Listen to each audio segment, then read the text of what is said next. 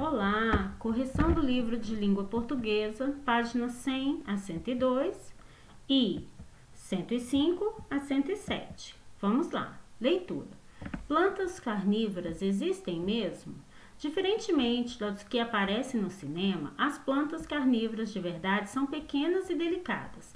Elas têm em média 15 centímetros. Só têm capacidade de capturar e digerir animais miúdos, em geral, insetos. Por isso, os pesquisadores preferem chamar essas plantas de insetívoras, reforço alimentar. As plantas insetívoras também fabricam seu alimento, mas só isso não é suficiente para suprir suas necessidades vitais. Por isso, os insetos que elas capturam são um complemento alimentar. Essa é a Drosera, tá? A Drosera produz um líquido pegajoso que prende o inseto e ajuda a planta a digeri-lo. Página 101. Armadilha. O processo de captura e digestão do animal varia de planta para planta, dependendo da espécie. Alguns processos de captura são bem simples, é o caso da planta chamada Drosera.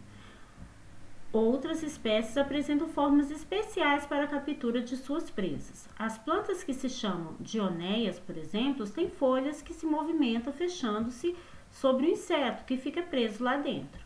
Outros grupos, como as nepentes e sarracênias, têm à extremidade da folha uma grande urna que se enche de uma substância líquida. Quando o inseto vai beber esse líquido, fica preso na urna, onde é digerido. No Brasil, existem no mundo 450 espécies de plantas carnívoras, divididas em 6 famílias diferentes.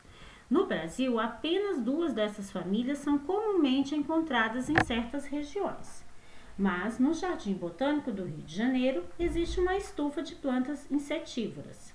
Então, o que são insetívoras? São plantas que se alimentam de insetos. Néctar é um líquido adocicado produzido por certas plantas para atrair animais e a partir dele que a abelha faz o mel. Pegajoso, algo que gruda, que pega facilmente. Então, aqui nós temos a dioneia, né? A formiga sendo capturada pela dioneia, planta popularmente conhecida como papa-mosca. Essa é a sarracênias, capturando insetos através da produção do néctar ao longo da borda dos seus jarros. E essa é a nepente. Sobre a abertura da nepente, há uma estrutura semelhante a uma tampa, normalmente colorida, servindo de proteção para que a armadilha não se encharque. Página 102. Responda. Se as plantas carnívoras retiram do solo nutrientes para sobreviver, então por que elas comem animais? Porque o seu alimento é insuficiente para repor todos os recursos vitais e ela precisa complementar com os animais, ok? Letra B. Em filmes, desenhos, jogos, as plantas carnívoras costumam ser grandes e apavorantes. Isso corresponde à realidade? Não, não corresponde. A realidade, as plantas carnívoras têm apenas 15 centímetros no máximo. Elas são pequenas e delicadas e só comem insetos. Elas são inofensivas para os seres humanos. Número 3. Você já estudou que as legendas também são fontes de informação. Leia a legenda da imagem da Drosera e discuta com os colegas como ela captura e digere os insetos, depois registre. Então, a Drosera, que a gente viu lá na página 100, ela produz um líquido e atrai o inseto, né? E esse líquido, ele fica preso e depois ele é digerido, tá bom? Então, esse líquido ajuda a digerir. Então, ao pousar na Drosera, o inseto fica preso no líquido e que ela produz. Além de prender esse líquido, ela ajuda a digeri-lo. Número 4. Use as informações do artigo e crie uma legenda para a imagem da nepente. A nepente já é essa. Sugestão. O inseto é atraído pelo líquido produzido pela nepente, entra na folha e fica preso. Então, ele é atraído pelo líquido, pelo néctar, né, que é docinho, aí ele entra na folha e fica preso lá dentro e não sai mais. 5. Que tal você e o colega fazerem uma visita ao Jardim Botânico ou uma parte da cidade? Assim poderão observar de perto várias espécies de planta. O professor vai combinar que farão antes e depois dessa atividade. Então, aqui, como a gente não pode sair, porque a gente está no momento de pandemia, a gente pode procurar imagens de plantas carnívoras na internet para a gente observar, tá bom? Então fica a dica, você pode procurar imagens carnívoras de plantas na internet para observar. Página 105. Só para lembrar, número 1, observe o uso do M e do N nas palavras do quadro a seguir.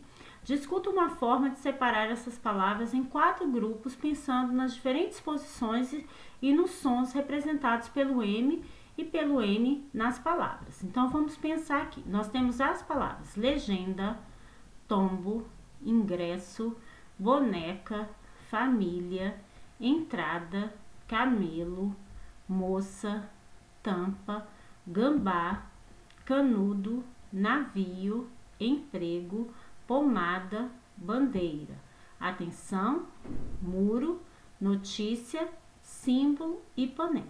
Então, o uso do M e do N. Vamos lá, agora escreva as palavras do grupo. No grupo 1, grupo 2, grupo 3 e do grupo 4. Eu vou sugerir que no grupo 1 a gente coloque palavras com M seguidas de vogal.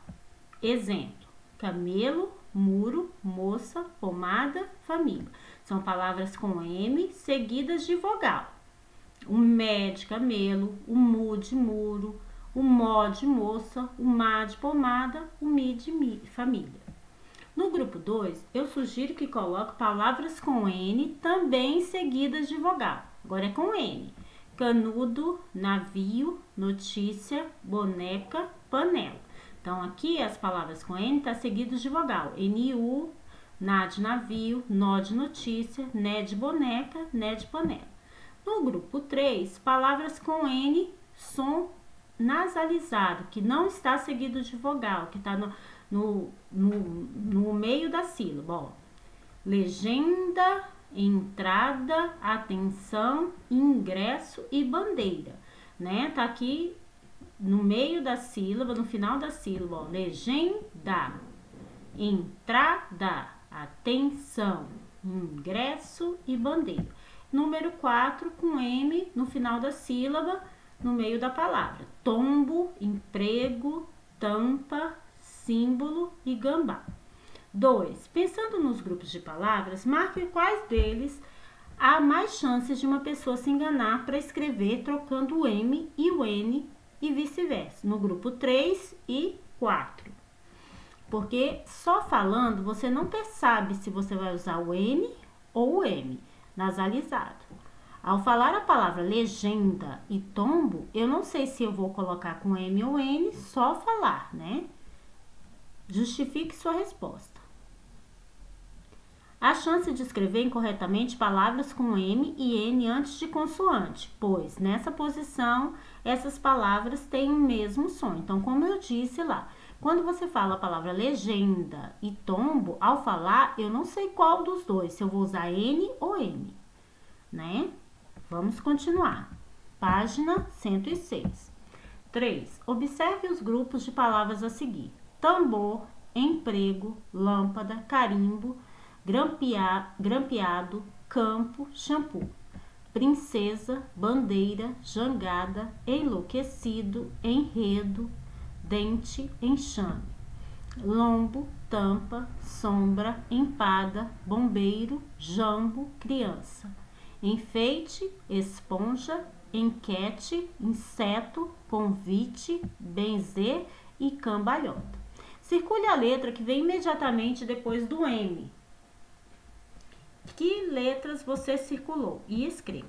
Então, que vem imediatamente depois do M são as letras B e P, ok? As letras que vêm antes do M são as letras P e B, B e P. B, no quadro acima, circule a letra que vem imediatamente depois do N. Que letra você circulou? Então, aqui, ó, depois do N tem o C, tem o D, tem o G, tem o L, tem o T, tem o R, tem o T, tem o X, tem o F, tem o J, tem o Q, tem o S, tem o V, tem o Z. Então, tem o C cedilha. Então, nós marcamos, né, essas letras aqui, ó. C, D, Q, R, S, T, né? Nós marcamos o C, o D, o Q, o R, o S, o F, tem com G, tem com Q, tem com V, tem com J, tem com X, tem com L e tem com Z, ok? Então, essas letras que vêm antes de M. Discuta o que é possível observar em relação do uso do M e do N nessas palavras. Depois registre o que você observou. Nós podemos observar que antes do M, né, depois do M, só pode vir P ou B. Então, essa é a regra. Depois do M, se tiver P ou B, eu vou escrever com M, ok? P ou B, eu escrevo com M, ok? E as demais consoantes, eu uso N. Na nasalização, depois de P ou B, eu uso M.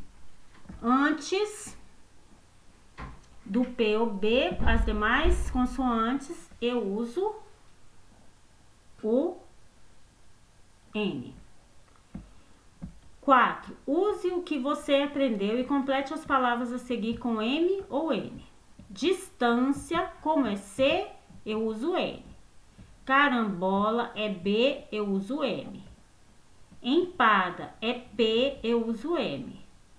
Vendaval é D, eu uso N. Presunto é T, eu uso N. Framboesa é B, eu uso N. Tá bom? Então, antes de B e P, usa-se M. Nas demais consoantes, N. Página 107. Use M ou N no interior da palavra e transforme em outra. Então, a primeira palavra, tapa. Se eu colocar aqui, ó, é um P. Então, eu vou colocar M. Fica tampa. Cata é T. Então, eu vou colocar N. Canta. Lobo, é B, eu vou colocar M. Lombo. Boba, é B, eu vou colocar M. Bomba. Mata, é manta. Coloco N porque aqui é um T. Bode, é um D, então eu coloco N, fica bonde. Papá, eu coloco um M porque é P. Pampa. Cota, eu coloco um N porque é T. Conta. O que você pode observar? O acréscimo do N e do N modificou o som e o sentido da palavra. Bode deixou de ser bode, passou para ser bonde, né? Que é aquele transporte. Lobo passou para ser lombo de porco, né? O pedaço da traseira do porco, ok? Então muda. Uma letra muda o som e muda o sentido da palavra. Número 6. Escreva uma dica que possa ser dada a uma criança do 2º ano a fim que ela saiba como usar corretamente M e N antes de consoantes. Anote alguns exemplos. Sugestão. Usa-se M antes de P e B e N antes das demais consoantes. Exemplo. Tampa, tambor, elefante, pincel e dente. Então, como fica? Usa-se M antes de P ou B e N antes das demais consoantes. 7. Leia as duplas de palavra. Possível e impossível. Justiça e injustiça. Essas palavras têm sentidos opostos ou semelhantes? Têm sentidos opostos, tá? Agora escreva as palavras com sentidos opostos, acrescentando in com M e in com N. Digestão, como aqui é um D, fica indigestão com N. Diferença, como é um D, fica indiferença com N. Parcial, fica imparcial com M. Perfeito, fica imperfeito com M, porque é um P, ok? E por hoje é só. Tchau, tchau.